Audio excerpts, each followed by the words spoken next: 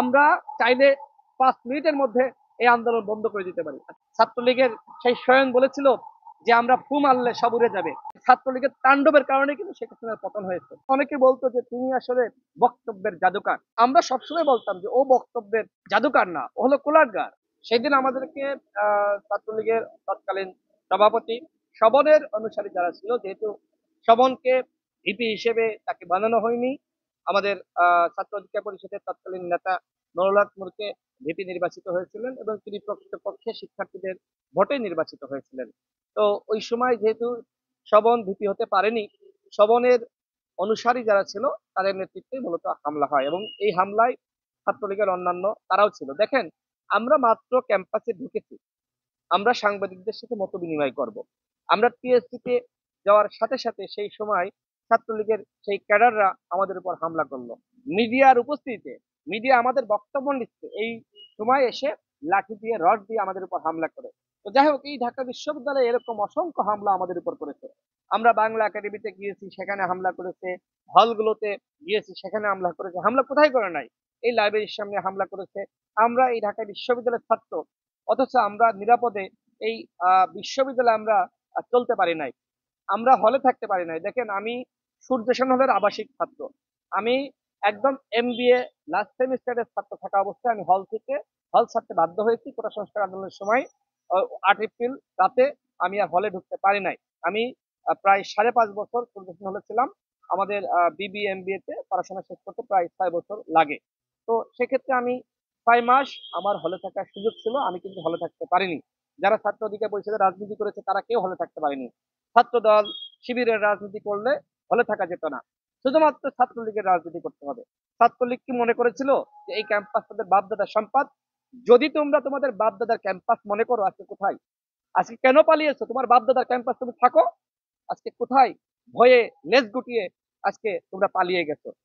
আমাকে একজন সাংবাদিক বলল, সমকালের একজন সাংবাদিক, যে সাদ্দামকে মেসেজ করা হয়েছিল যে আপনি কোথায়, আপনি তো বাঘের বাচ্চা, আপনি তো পালিয়ে থাকার কথা না। সে বলছে আমি এখন নিরাপত্তার কারণে আমার অবস্থান আমি জানাতে পারছি না। ওই বাঘের বাচ্চা, ওই প্রেমিক পুরুষ ঢাকা বিশ্ববিদ্যালয়ে আমরা দেখেছি যে বিভিন্ন সময় মানবতার গল্প, মানবতার ফেরিয়ালা এবং বিভিন্ন ভাবে সে নানান ধরনের প্রেমময়ী বক্তব্য, এবং অনেকে বলতো যে তিনি আসলে বক্তব্যের জাদুকার। আমরা সবসময় বলতাম যে ও বক্তব্যের জাদুকার না, ও হলো কুলাঙ্গার, ও হচ্ছে খারাপ, ঢাকা বিশ্ববিদ্যালয়ের মিসকা শয়তান। ওর নেতৃত্বে আমাদের উপরে ডাকসু হামলা হয়েছে। দেখেন, আমাদের কথা ওই সময় অনেক শিক্ষার্থী বিশ্বাস করতো না, আজকে দেখেন সেটাই প্রমাণিত হয়েছে। এই 2024 সালের যে কোটা সংস্কার আন্দোলন, সেই কোটা সংস্কার আন্দোলনে এই সাদ্দাম, সঞ্জিত, ইনান এবং স্বয়ন, সূর্যসেনের স্বয়ন আমার খুব কাছের পরিচিত একজন ছাত্র নেতা ছিল। যাই হোক, স্বয়নের নেতৃত্বে, সৈকতের নেতৃত্বে হামলা হয়েছে কোটা সংস্কার আন্দোলন 2024-কে কেন্দ্র করে। দেখেন, এই ছাত্রলীগের তাণ্ডবের কারণে কিন্তু শেখ হাসিনার পতন হয়েছে। ছাত্রলীগের সেই স্বয়ং বলেছিল যে আমরা ফু মারলে সব উড়ে যাবে। আমরা চাইলে 5 মিনিটের মধ্যে এই আন্দোলন বন্ধ করে দিতে পারি। আজকে সেই স্বয়নের বাচ্চা কোথায়? কোথায় পালিয়েছে বিড়ালের বাচ্চা? তুমি তুমি বড় বড় কথা বলতা, সাধারণ শিক্ষার্থীদেরকে তুমি নাকি 5 মিনিটে ফু মেরে উড়িয়ে দিবা। আজকে তোমার তো অস্তিত্ব নাই। তুমি ভারতে পালিয়েছো নাকি অন্য দেশে পালিয়েছো? তোমাদেরকে যেখানেই পাওয়া যাবে, এই সাধারণ শিক্ষার্থীরা তোমাদেরকে ক্ষমা করবে না। আমি সারা বাংলাদেশের সাধারণ মানুষ এবং শিক্ষার্থীদেরকে বলবো, ছাত্রলীগের নেতাদেরকে, বিশেষ করে যারা অপরাধী, যেখানেই পাবেন তাদেরকে ধরে পুলিশের হাতে সোপর্দ করবেন, হামলা করবেন না। আমরা হামলা, রক্তারক্তি আমরা বিশ্বাস করি না।